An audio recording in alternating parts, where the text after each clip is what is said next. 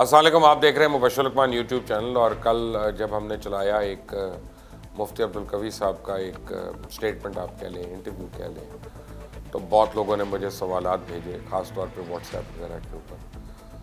تو انہوں نے مجھے کہا کہ یہ بھی پوچھیں، یہ بھی پوچھیں. اور پھر کچھ نے مجھے کہا، اعتراض کیا کہ آپ کو کیا پرابلم ہے کہ مفتی صاحب نے ایک اور نکاح کر لیا. ہم نے غلطی کی، ہم نے کہا دوسرا نکاح کہ دوسرا نہیں کیا، بس ایک اور نکاح کیا. یہ میں تصحیح کر رہا ہوں خود، یہ مفتی صاحب سے بغیر پوچھے. اور میں نے کہا اس کی میں وجہ بتاتا ہوں. آج دوبارہ مفتی عبدالقوی صاحب ہمارے درمیان موجود ہیں. شکریہ سر دوبارہ آنے کے لیے. مہربانی. وہ میں نے تصحیح جو کرنی تھی وہ یہ کرنی تھی، ہمیں نکاح تو اچھی بات ہے، اللہ تعالیٰ ہر ایک کو توفیق دے، لیکن آپ کے نکاح کی وجہ سے نا ٹک ٹاک کی رنگینیاں کم ہو گئی ہیں، اس لیے لوگوں کو اعتراض ہے آپ کے نکاح پہ، اور کوئی نہیں ہے. نہیں، مفتی عبدالقوی تو خود رنگینی کا نام ہے. نہیں، مفتی عبدالقوی نے اپنا جس سے نکاح کیا اس کو روک دیا نا کہ اب ٹک ٹاک پہ نہیں آنا، یہ نہیں کرنا، خرافات نہیں چھوڑ دینا، منع کر دیا نا آپ نے. بالکل نہیں. میں خواتین کی آزادی کا حمایتی تو ہوں، لیکن آپ نے اپنے کونے پہ بٹھا دیا برقع پہنا کے. اس سے پہلے تو ماشاءاللہ بالکل نہیں. ہر وہ محترمہ جس سے میں نے نکاح کیا ہے ان کو صرف میں نے ایک بات کی کہ اسلام کے دائرے میں رہتے ہوئے ٹک ٹاک میرے معاملات کو مخفی رکھتے ہوئے آپ جو کچھ کریں میری طرف سے. تو اب وہی جو پہلے خاتون ٹک ٹاک کری تھی بغیر دوپٹے کے، اب دوپٹے کے ساتھ کریں گے؟ نہیں، وہ چونکہ بہت خاندانی عورت ہے، انہوں نے پہلے بھی یہ کام نہیں کیا ہے نا. تھوڑا بہت اپنا ہمیں پتہ ہے نا، چھوڑے نا مفتی صاحب اپنا، یہ اب رہنے دینا. اب ہم نہ پیدا کریں. چڑیل کی خبر ہے میری، میں نے نکاح کیا، چڑیل کی خبر ہے کہ آپ کی وجہ سے ٹک ٹاک کی رنگینیاں کم پڑ گئی. نہیں پڑیں گی. میں نے بلکہ آج آپ کے پروگرام کے حوالے سے یہ بات کہنی ہے کہ چونکہ آزاد ملک ہے یہ ہمارا، اور آزادی بہت بڑی نعمت ہے، تو اگر 8 مارچ خواتین کا ہے، 9 مارچ مردوں کا ہو، اور 10واں مارچ جو ہے وہ خواجہ سراؤں کا ہو، اور مفتی عبدالقوی تینوں کے اندر شرکت کرے گا. کیونکہ مجھے پتہ ہے کہ مجھ سے جس طرح مرد حضرات محبت کرتے ہیں، خواتین جناب مجھ سے محبت کرتے ہیں، اسی طرح خواجہ سرا بھی مجھ سے محبت کرتے ہیں. مفتی عبدالقوی کا مختصر اگر تعارف کوئی پوچھے تو یہ ہو سکتا ہے کہ مفتی عبدالقوی وہ ہیں جو سیلفی کے بھی بانی، اور معاشرے کے اندر خواجہ سراؤں کو سٹیٹس اور اہمیت دینے والے بھی مفتی عبدالقوی. جب سے آپ نے دیکھا ہے کہ میرے ساتھ الماس بوبی صاحبہ تشریف لائی، الماس بوبی صاحب کا سب سے پہلے ہم نے کیا تھا. اچھا چلو آپ نے کیا، لیکن جو چیز وائرل ہونے کے بعد سامنے آئی، اور میں نے الماس کہا، بوبی کی میں بہت رسپیکٹ کرتا ہوں، اور آپ کے علم میں ہوئے کہ الماس بوبی صاحبہ اس وقت اپنی قریبی جو مسجد ہے اس میں روزانہ فجر کی نماز اذان جو ہے وہ الماس بوبی صاحبہ دیتی ہے. اچھا، اس کی فقہی طور پہ اجازت ہے؟ بالکل اجازت ہے. اصل میں فقہ کے اندر اور اسلام کے اندر دیکھیں نا، قرآن کہتا ہے یہب لمن یشاء اناسا ویہب لمن یشاء الذکور. اسلام کے اندر 2 صنف ہیں، میل اور فیمیل.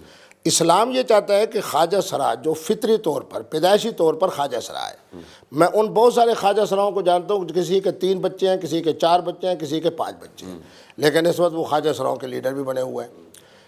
صورتحال یہ ہے کہ جو بچہ یعنی وہ 2 نمبر ہے. نہیں، 2 نمبر تو نہیں کہہ سکتے، ان کی اپنی ایک مرضی ہے. میرا جیسے میری مرضی، مطلب میرا جیسا میری مرضی نہیں. تو میرے جیسے میری مرضی. اگر مفتی عبدالقوی کو جناب خواجہ جیسے سراؤں آج کل وہ بحث ہو رہی ہے نا، کچھ خواتین جو ہیں وہ امریکہ میں ان کی تصاویر بھی آئیں کہ جی ہم نے امامت کرنی ہے. تو اب جہاں تک جتنا میں سمجھتا ہوں مذہب کو، اس کی اجازت تو نہیں ہے. ہم جو مرضی جتنے مرضی حقوق دے لیں، امام تو خاتون نہیں بن سکتی. دیکھیں جی، بات یہ ہے کہ میں تو کھلی بات کرتا ہوں. خود بخاری شریف کے اندر ایک حدیث مبارک موجود ہے، اور اس میں بی بی صاحبہ کا نام بھی موجود ہے کہ وہ نماز کی امامت کرتی تھی. اب صورتحال یہ ہے کہ نماز کی امامت ایک ہے خواتین کی، خواتین کے لیے. ایک یہ ہے کہ ایسی محترمہ امام بنے جس کے پیچھے مرد بھی ہوں، جس کے اندر عورتیں بھی ہوں. اب اس میں چونکہ محرم اور غیر محرم کی بات آ جاتی ہے، اور اسلام نے پورے یہ نظام دیا ہمیں محرم اور غیر محرم کا، اس لیے ہمارے ہاں تسلسل کے اندر تو یہ چیز کہیں ثابت نہیں. سیدہ عائشہ نے امامت نہیں کرائی، سیدہ فاطمہ نے امامت نہیں کرائی، بی بی رابعہ حسن بصری نے امامت نہیں کرائی. آج تک 1500 سال میں پوری تاریخ اسلامی میں کہیں یہ ثابت نہیں، کسی فقہ میں یہ ثابت نہیں. ان کا یہ کہنا ہے کہ وہ تاریخ میں ہے یا نہیں ہے، ہم کر رہے ہیں تو صحیح کر رہے ہیں. نہیں، اگر وہ یہ کہہ رہے ہیں کہ ہم فروہ کی روایت کو سامنے رکھ کر ایک محترمہ امام بن رہی ہے اور باقی خواتین مقتدی، تو میں یہ سمجھتا ہوں کہ اس کو فقہی طور پہ غلط میں نہیں کہہ سکتا. نہیں کہہ سکتا، کرا سکتی ہے عورت امامت، لیکن مردوں کی نہیں، میں مردوں مکسڈ امامت کی بات کر رہا ہوں. جب مکس امامت آ جائے گی تو اب اس سے زیادہ اہم مسئلہ جو ہے وہ قرآن نے بتایا کہ محرم اور غیر محرم کی تقسیم. جب محرم اور غیر محرم کی تقسیم آ جاتی ہے تو پھر اگر عورت امام ہوگی اور مقتدی اس کی بیک کے اندر جناب مقتدی ہوں گے تو یہ شرعی طور پر اس اسلام کے دیے ہوئے نظام کے منافی ہے جو اسلام نے ہمیں دی۔ اچھا فرض کریں گھر میں جوائنٹ فیملی سسٹم ہے اور کوئی خاتون امامت کراتی ہیں اور پیچھے گھر کے مرد ہیں، تو کیا وہ جائز ہو جائے گی؟ جو محترمہ امامت کرا رہی ہے اس کے پیچھے گھر کی خواتین پڑھ لیں، اہل محلہ جو خواتین ہیں وہ پڑھ لیں، بچے پڑھ لیں، لیکن مرد اس کے پیچھے نماز نہیں پڑھ سکتا، کیونکہ عقل کا تقاضا بھی یہی ہے۔ عقل کا تقاضا یہی ہے کہ مرد کو امامت کے حوالے سے اسلام نے بالادستی اس لیے عطا فرمائی چونکہ مرد جو ہے وہ تمام گھر کے نظام کو سنبھالتا بھی ہے، رزق حلال بھی کماتا ہے، اور پھر آ کر اگر کسی گھر میں کوئی عورت کما رہی ہو تو عورت کما رہی ہے تو جائز ہے، اس کے اندر کوئی حرج نہیں، لیکن اس کا امامت سے کوئی تعلق نہیں۔ امامت کے لیے مرد ہونا چاہیے اور اس کے پیچھے خواتین بھی پڑھیں۔ اچھا مؤذن عورت ہو سکتی ہے؟ مؤذن عورت ہو سکتی ہے، کوئی حرج نہیں، مؤذن عورت ہو سکتی ہے۔ اسلام میں اس کی ہمیں کوئی روایت ملتی ہے؟ بات یہ ہے کہ جب مؤذن کی بات ہوتی ہے تو اس کے اندر کہیں پابندی تو نہیں ہے کہ عورت مؤذن نہیں ہو سکتی۔ کیوں؟ اس کی دلیل میں ابھی آپ کے ذہن میں وہ یہ ہے کہ عورت کی آواز عورت نہیں ہے۔ بی بی عائشہ صدیقہ حضور کی احادیث سناتے تھے، بہت سارے تابعین حضرات آ کے حضور، اسی طرح ہماری کتب احادیث کے اندر موجود ہے کہ بہت ساری خواتین اپنے زمانے کی بہت بڑی استاد حدیث تھی، وہ روایات بیان کرتی تھیں اور مرد آ کے ان سے سنتے تھے۔ عورت کی آواز عورت نہیں ہے۔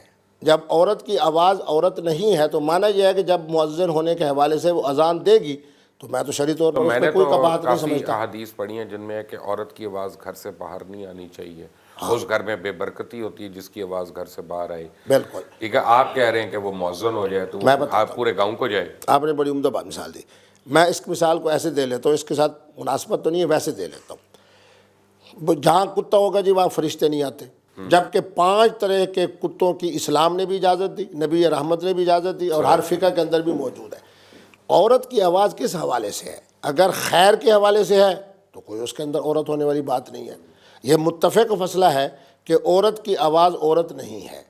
اگر یعنی کوئی میری آواز میری مرضی۔ ہاں آپ کہہ سکتے ہیں، اگر محترمہ ہمارے ہاں ہاشمی صاحبہ ہیں اور ہمارے اپنے خاندان کے اندر بھی بہت ساری خواتین ہیں جو بحیثیت دعوت کے اور تبلیغ کے جب گفتگو کرتی ہیں تو الحمدللہ جناب خواتین بھی سنتے ہیں، مرد حضرات بھی سنتے ہیں۔ مقصد یہ ہے کہ کہنے والا کیا کہہ رہا ہے، اس پر فیصلہ ہونا ہے۔ تو بے پردگی نہیں ہے؟ عورت جو ہے وہ پردے میں رہے، اس کی آواز مرد بھی سنے، کون اس سے کی آواز پردے میں رہے؟ اپنا جب حج کرتے ہیں ہم طواف کرتے ہیں وہاں پہ کون سا ہاں پردہ یہ اور ہوتا ہے؟ مسئلہ آ گیا کہ کیا چہرے کا پردہ ہے۔ میں آپ کے پروگرام میں بڑی جرأت سے کہہ رہا ہوں کہ چہرے کا پردہ نہیں ہے۔ تو یہ جو ساری عورتیں برقع پہنتی ہیں غلط کرتی ہیں؟ برقع پہننے والے کو آپ یوں کہہ سکتے ہیں کہ جس طرح کہتے ہیں نا کہ مزید احتیاط۔ نہیں، میں اس کو فرض اور فریضہ سمجھ کے جو کرتی میں اس کی بات کر رہا ہوں۔ عورت کا جو چہرہ ہے اس کو ڈھانپنا نہ فرض ہے نہ واجب ہے، منع نہیں ہے؟ منع بھی نہیں۔ منع نہیں ہے تو پھر وہ حج پہ یہ کیوں چہرے سے ہٹاتے ہیں نقاب؟ وہی میں کہہ رہا ہوں نا کہ چہرے کا پردہ نہیں ہے۔ جو محترمہ تکلف کر رہی ہے وہ اپنے ذہن کے اندر جو اس کا اسلام کا ذائچہ ہے وہ اس پہ عمل کر رہی ہے، وہ قرآن پہ عمل نہیں کر رہی، وہ احادیث پہ عمل نہیں کر رہی، وہ شریعت پہ عمل نہیں کر رہی۔ کیا ہمیں یہ پتہ ہے کہ تاریخ میں یہ برقع اوریجن کہاں سے ہوا؟ نہیں، وہ تو یوں تھا نا کہ یہ پردہ جو ہے اس کو جو عام طور پر کہا جاتا ہے، اس کی نسبت تو کی جاتی ہے حضرت سیدہ فاطمہ الزہرا کی طرف، وہ خاص طور پہ جو خاص قسم کا لباس خواتین پہنتی ہیں۔ معنی یہ ہے کہ قرآن حکیم نے جو پردے کے حوالے سے ضابطہ بیان کیا وہ یہ کیا کہ مرد کی آنکھیں بھی، عورتوں کی آنکھیں بھی، ان کے اندر اس طرح کا شرم و حیا کی کیفیت ہو کہ جھکی ہوئی آنکھیں ہوں۔ باقی اس معاشرے کے اندر آپ نے خود ان روایات کے اندر پڑھا ہوگا۔ آپ تو ماشاءاللہ ہمت والے آدمی، پتہ نہیں کتنی باری نگاہ کر چکے ہیں، ہم جیسے مردوں کی تو آنکھیں ویسی جھکی رہتی ہیں۔ نہیں، ہم تو کسی میرا خیال ہے کہ جس آدمی کو اللہ نے جسمانی طور پہ اصل توانائی میں دی میرا ہو، اور آپ سے ایک اختلاف ہے یہاں پہ، میں پردے کی حمایت یا اس کے خلاف بات نہیں کر رہا، لیکن میں آپ کو صرف ایک واقعہ چھوٹا سا بتا رہا ہوں کہ سیدنا فاطمہ الزہرا کا جب انتقال ہوا تھا تو اس سے پہلے انہوں نے ایک وصیت کی تھی کہ میرا جنازہ جو ہے وہ رات کے اندھیرے میں اٹھایا جائے تاکہ کوئی غیر مرد یا نامحرم بھی میرا کفن نہ دیکھ سکے۔ یعنی پردے کی الٹیمیٹ مثال جو ہے اور جو حرمت کی اور عزت کی اور رسپیکٹ کی جو الٹیمیٹ مثال ہے وہ سیدنا فاطمہ نے قائم کی۔ میں اس مناسبت سے میں پردے کو میں احترام سے دیکھتا ہوں، میں صرف نقاب پہننے سے میں احترام نہیں میں کرتا۔ دیکھیں جی، بات یہ ہے کہ سیدہ فاطمۃ الزہرا کا جو عمل ہے اس کو جس قدر خراج عقیدت پیش کیا جائے کم ہے، کیونکہ آپ طیبہ بھی ہیں، طاہرہ بھی ہیں، لیکن ایک ہے شریعت۔ ایک میں جملہ کہتا رہتا ہوں جو لوگ بہت پسند کرتے ہیں، ایک ہے سنت، ایک ہے شریعت۔ شریعت کے اندر توسع ہوتا ہے۔ سنت کا معنی یہ ہے کہ حضور کے فرمان، حضرات خلفائے راشدین کا فرمان، سیدہ فاطمہ کا فرمان، ان کے فرمان کے اندر ایک جو خاص قسم کی تقوی کی جو خوشبو آتی ہے اس کو ہم سنت کہتے ہیں۔ اب حضرت سیدہ فاطمۃ الزہرا کا جو فرمان ہے یہ کمال درجے کا تقوی ہے، لیکن شریعت کے حوالے سے کتنے جناب خواتین ہیں جن کو اللہ نے مقام ولایت کے اندر بڑا اعلیٰ مقام عطا فرمایا، ان کا جنازہ جو ہے وہ دن کو اٹھایا گیا، ان کی تدفین بھی دن کے اندر ہوئی، سیدہ میں خدیجہ کی تو آپ تدفین بھی کو اسی ایک طرح ہوئی۔ واقعہ سنا رہا ہوں، آپ بتا سکتے ہیں صحیح ہے یا غلط ہے؟ نہیں، بالکل صحیح ہے۔ تو پھر اپنا بات یہ ہے کہ امہات المومنین ہو یا اہل بیت ہو، ان کے علاوہ ہمارے لیے مشعل راہ کون ہو سکتا ہے؟ دیکھیں نا، اس لیے تو کہا جاتا ہے نا، جس کو ہمارے پہلے بزرگوں نے کہا کہ ایک فتویٰ ہے، ایک تقویٰ ہے، اسی طریقے پہ آج میں اس کو آسان کر کے یہ کہہ رہا ہوں کہ ایک شریعت ہے، ایک سنت ہے۔ ان حضرات کے فرمان کے مطابق زندگی گزارنا۔ اب مثلا طواف ہے، میرے نبی رحمت جب تشریف لائے تو آپ نے اونٹنی پر طواف کیا، آج اونٹنی کے اوپر طواف کرنا ممکن نہیں رہا۔ یہی غلطی ہمارے کچھ علماء سے ہوئی، پھر یہی کچھ ہوا کہ مطاف کے اندر جو گندگی آئی اس کی وجہ سے امت مسلمہ کو پریشانی ہوئی۔ ان بھولے لوگوں نے یہ تو سمجھا کہ میں سنت پہ عمل کر رہا ہوں، یہ نہیں سمجھا کہ جس نبی رحمت نے اونٹنی کے اوپر جناب طواف کیا ہے، اس خود اونٹنی کا کیا شرف اور کمال تھا کہ کس قدر اس کے اندر طہارت تھی اور کس قدر اس کے اندر پاکیزگی تھی۔ جب میں اس کے اوپر طواف کروں گا تو اس کے اندر وہ تقدس نہیں ہوگا، وہ طہارت اور پاکیزگی نہیں ہوگی، جس کا معنی یہ ہے کہ مطاف کے اندر ایسی گندگی آئے گی کہ جس کی وجہ سے امت مسلمہ پریشان ہوگی۔ آج آپ جاتے ہیں، میں جاتا ہوں، الحمدللہ ہم شریعت کے مطابق جس طرح وَلْيَطَّوَّفُوا بِالْبَيْتِ الْعَتِيقِ، قرآن نے کہا کہ بیت عتیق کا طواف کرو۔ اب جب ہم کہیں گے جی ہم اونٹنی پہ کریں گے تو اب ہماری خواہش یہ ہے، کوشش یہ ہے کہ ہم سنت کے مطابق کریں، لیکن کیا آج کے زمانے میں اس سنت کے اوپر عمل کرنا ممکن ہے؟ تو ہم یہ کہیں گے کہ میاں شریعت پہ عمل کرو، کہ یعنی اللہ کے گھر کا طواف کرو۔ سیدہ فاطمۃ الزہرا سلام اللہ علیہا کا جو فرمان ہے یہ کمال درجے کا تقویٰ ہے۔ فتویٰ یہی ہے کہ جس وقت جنازہ تیار ہو، خواہ مرد کا ہو یا عورت کا ہو، دن ہو یا رات ہو، سورج نکلا ہوا ہو یا نہ نکلا ہوا ہو، اس کو لے کر جانا محترمہ کو بھی اور محترم کو تدفین کے لیے یہ شریعت ہے۔ اب بی بی صاحبہ کا لیکن غیر محرم کو چہرہ تو نہیں دکھایا جا سکتا؟ نہیں، چہرہ دیکھنے کی اور بات ہے نا۔ بات یہ ہے کہ محرم محرم ہے، غیر محرم محرم ہے۔ عدت کا زمانہ ہو تو یہی حکم ہے، جنازے کا حکم ہو تو یہی ہے، چہرے کی زیارت کرنی ہو تو یہی حکم ہے۔ جو محرم ہیں ان کے لیے ہر وقت محترمہ کی زیارت ہو سکتی ہے، خواہ وہ جنازے کی صورت میں ہو۔ اچھا چلیں، آپ سے کرتے ہیں، اس پہ بھی بات کرتے ہیں، لیکن ذرا شادی پہ واپس آ جاتے ہیں۔ آپ کی جو خبر تھی نا وہ دو حوالے سے اس کی اصلاح کی۔ نہیں، چھوڑ دینا، میں اگلی بات کر رہا ہوں نا، وہ خبر رہنے دیں اب آپ، کیونکہ مجھے بھی پتا اور آپ کو بھی پتا ہے کہ چڑیل میری بڑی پہنچی ہوئی ہے۔ میں کہتا ہوں کہ ابھی مجھے فون آیا کہ پتہ نہیں 1 لاکھ سے زیادہ لوگ اس کے اوپر کمنٹس دے چکے ہیں، اب وہ ولیمے پہ آنے کا انتظار کر رہے ہیں۔ جی اصل میں آپ نے جو غلطی کی، آپ نے نکاح کر لیا چھپ کے 2 مہینے پہلے، اور میں اب شرعی اعتراض کر رہا ہوں، آپ نے ولیمہ نہیں کیا، اور ولیمے کے بغیر جو ہے نا وہ شادی کے اوپر بڑے سوالیہ نشان ہوتے ہیں۔ دیکھیں جی، ولیمہ ہے برکت کے لیے، برکت کے لیے نہیں، ایک اعلان تعلق بھی ہے۔ میں بتاتا ہوں، بات یہ ہے کہ ولیمہ ہے باعث برکت۔ مفتی عبدالقوی سر سے لے کے پاؤں تک خود سراپا برکت ہے۔ جب مفتی عبدالقوی سراپا برکت ہے تو ولیمہ نہ بھی کیا جائے۔ کتنا ہمبل آدمی، یہ بھی تو کمال کی بات ہے۔ اچھا، آپ نے تو مجھے یاد ہے ایک دفعہ خواجہ سراؤں سے بھی نکاح جائز دے دیا تھا۔ ہاں بالکل، میں نے وہی بات بتا رہا تھا نا کہ قرآن کے حوالے سے اولاد آدم 2 صنف میں بٹی ہوئی ہے، میل اور فیمیل۔ میرا اسلام یہ کہتا ہے کہ جو خواجہ سرا پیدائشی ہے، آج کے زمانے کے خواجہ سرا نہیں، یہ تو 90% وہ ہیں جنہوں نے اپنے آپ کو خواجہ سرا بنا لیا ہے۔ بات یہ ہے کہ یہ جو خواجہ سرا پیدا ہوا ہے اور فطری طور پر اور پیدائشی طور پر یہ خواجہ سرا ہے، اس کی آگے اتنی زیادہ تقسیم کر دی ہے فقہ نے کہ اگر یوں ہے تو میل ہے، اگر یوں ہے تو فیمیل ہے۔ معنی یہ ہے کہ اسلام خواجہ سرا کی بجائے خواجہ سرا کو یا میل کی طرف لے جاتا ہے یا فیمیل کی طرف جاتا ہے. وہ چاہتا ہے کہ اسلامی معاشرے کے اندر جو خواجہ سرا ہے وہ اپنے بارے میں طے کر لے اور اس کی طبیعت کو دیکھ کر, اس کی صحت کو دیکھ کر, اس کی جسمانی ساخت کو دیکھ کر فیصلہ کر لیا جائے کہ یہ میل ہے یا فیمیل ہے. اگر فیمیل ہے تو اس سے نکاح ہو سکتا ہے. کیوں کہ نکاح کا معنی کیا ہے کہ محترم اور محترمہ کی رضامندی. اگر مفتی عبدالقوی خواجہ سرا کے ساتھ نکاح کرنے کے لیے رضامند ہے اور خواجہ سرا بھی مفتی عبدالقوی کی برکات سے فائدہ اٹھانا چاہتا ہے. چینی کی طرح ہے جو کچھ بھی کھانے کے لیے رضامند ہے. چائنیز بھی کسی چیز کو نہیں چھوڑتے اور آپ بھی کہیں پہ بھی نکاح کر لیں. نہیں لیکن نکاح کے اندر جب ہم توسع پیدا کریں گے نا, اور یاد یہ توسع کیا ہوتا ہے؟ توسع کا معنی یہ ہے کہ آسانی پیدا کرنا اور وسعت پیدا کرنا. آپ یاد رکھیں نکاح اور شادی وہی خوش نصیب کرتا ہے جو ذہنی اور فکری طور پر شریف ہوتا ہے. جو آدمی مالی طور پہ بھی تو مستحکم ہونا چاہیے تیسرے نمبر پہ آ گیا نا. اور یاد رکھیں بھائی کہ پہلے نمبر پہ نہیں, یاد رکھیں کہ رزق کا تعلق جو ہے وہ پیشانی عورت سے اس کا تعلق ہے. مفتی عبدالقوی کے معاشی معاملات اس وقت بہتر سے بہتر ہوتے جائیں گے جب نکاح بڑھتے جائیں گے. ہر ایک محترمہ کا ابھی آپ نے 12 نکاح تو کر لیے, اب آپ نے اور کتنے کرنے ہیں؟ نہیں تو 12 کا لفظ کہہ کر آپ میری توہین کیوں کر رہے ہیں؟ زیادہ کیے ہیں, سوری زیادہ کیے, مجھے جو پتا تھا میں ان کی بات کر رہا ہوں. نہیں, آپ کو جو پتہ ہے وہ بہت کم ہے. مفتی عبدالقوی جو ہے اس معاملے میں بہت خوش نصیب ہے. تو معنی یہ ہے کہ اس کی یاد رکھیں, فرمایا حلال جانور آپ کے پاس ہوں ان کو شمار نہیں کرنا, حلال خواتین آپ کے پاس ہوں ان کی گنتی نہیں کرنی, اللہ کا ذکر کرنا ہو کوشش کی جائے کہ اس کی گنتی نہ کی جائے. تو میں 12 کہہ کے 18 کہہ کے 21 کہہ کے جو اللہ نے مجھے نعمتیں دی ہیں میں ان کو محدود کیوں کروں؟ وَإِن تَعُدُّوا نِعْمَتَ اللَّهِ, فرمایا میری تو اتنی کی نعمتیں ہیں کہ تم اس کو شمار ہی نہیں کر سکتے ہو.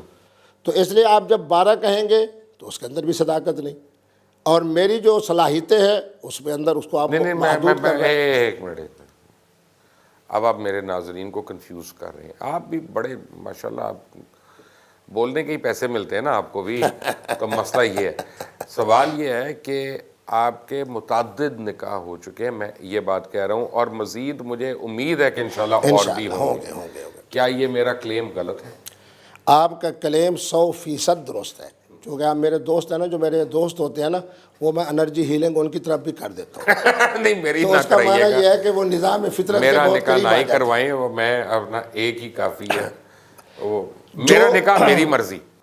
جو خوش نصیب اپنی پہلی اہلیہ جو شادی والی ہے اس کے ساتھ بہترین زندگی گزار رہا ہے, جب میں بھی اس کو یہی مشورہ دیتا ہوں کہ پھر آپ نکاح کی طرف نہ جاؤ. نکاح ایک نظریہ ہے, ضرورت ہے. پہلی بات, نکاح ہمیشہ کیا جاتا ہے خاتون کے مطالبے پر.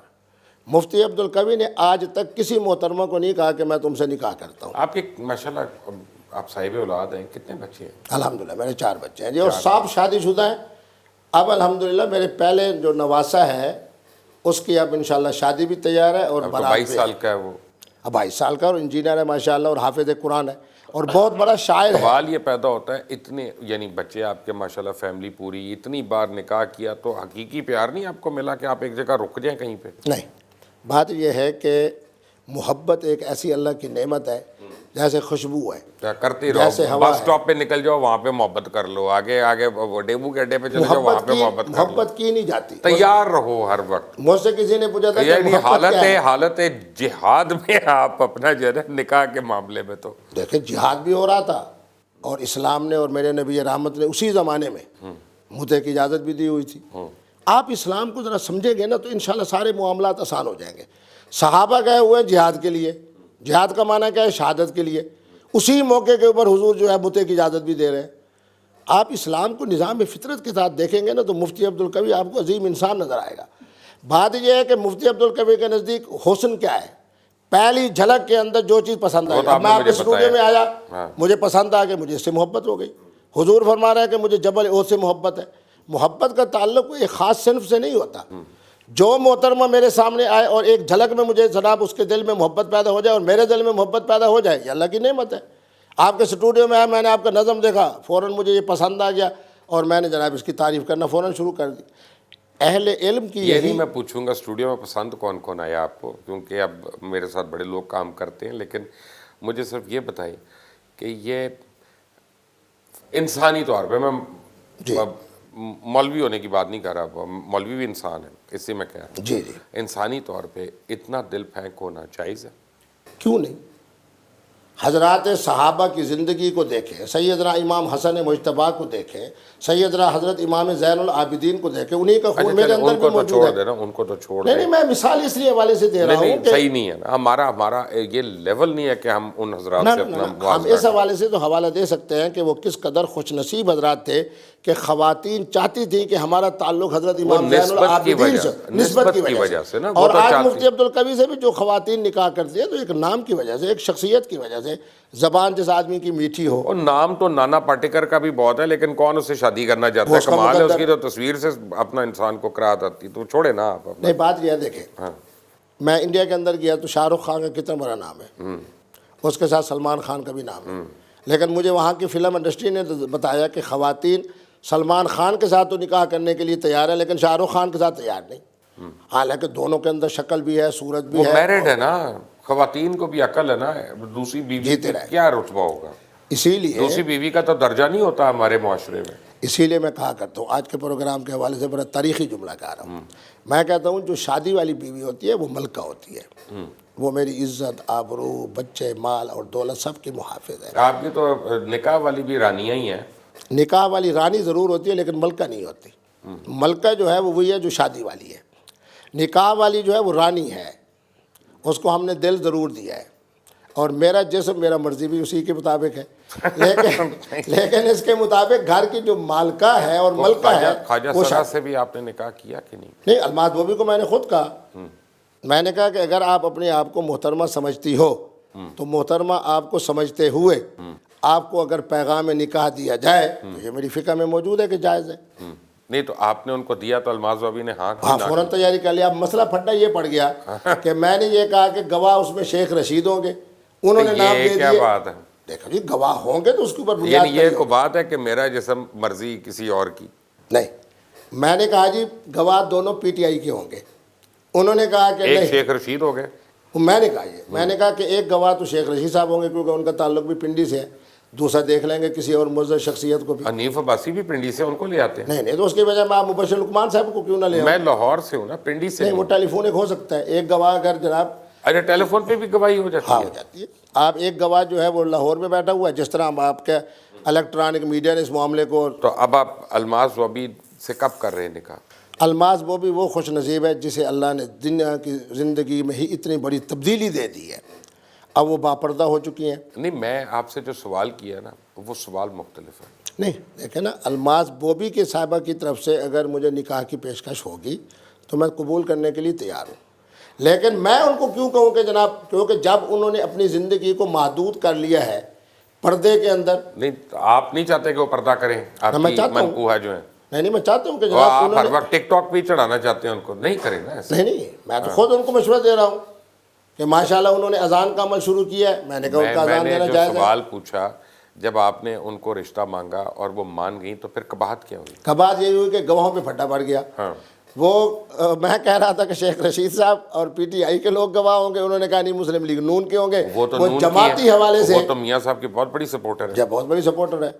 अब मैं अपने निकाह के अंदर उन लोगों को तो शामिल नहीं कर सकता ना जिनके बारे में मैं ये बात करूं या ये बात करूं या ये बात करूं। मैं तो गवाह अपनी मर्जी के लाऊंगा, और शरीयत के अंदर गवाह होते मर्द की मर्जी। तो न्यूट्रल कर लेना, वो जो है पीपल्स पार्टी के गवाह कर वो ज़माना गुजर गया। अब जनाब वो अपनी ज़िंदगी में खुश हैं, मैं अपनी ज़िंदगी में खुश हूँ। तो आप दोबारा आप उनको रिश्ता नहीं मांग सकते? नहीं, अगर उन्होंने ख्वाहिश का इजहार किया तो फिर मैं मेरी तरफ से नहीं होगी। मैं वो खुश नसीब हूँ कि किसी काम का इनकार नहीं करता, और हर आने वाली नेमत को अल्लाह की तरफ से जानता हूँ। अच्छा, आप जाते अपने घर में है ना कि किसी और के घर में चले जाते हैं? क्योंकि इस तरह की बातें करके तो कोई मर्द अपने घर में तो जहर ही खाएगा आलू गोश्त में। मैं वो खुश नसीब हूँ, रोज़ाना 3, 4, 5 दफ़ा जब तक मुझसे वालदा साहब रब्ता करके न पूछे, लेकिन मैं छुपाता। वालदा और एहलिया में फ़र्क होता है। एहलिया को भी यही है। अब भी जनाब मैं आ रहा था तो रास्ते में 2 दफ़ा आपके तो एहलियान है ना, आपके तो एहलिया थोड़ी हैं। एहलिया हो या एहलियान हो, हाँ। इसके ऊपर मुझे एक लतीफ़ा सा याद आ रहा है। उस दिन मैं बैठा था तो ये शेर मेरी ज़बान पे जारी हो गया, हालांकि मैं शेर कहता नहीं हूँ।